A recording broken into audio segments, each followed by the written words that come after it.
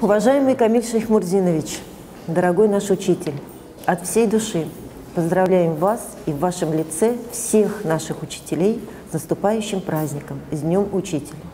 Вы научили нас очень многому, не только совершать научный поиск, не только правильно понимать научные тексты. Вы научили нас любить людей, вы научили нас научной ответственности, вы научили нас правильному научному слогу, методологической культуре, методической культуре.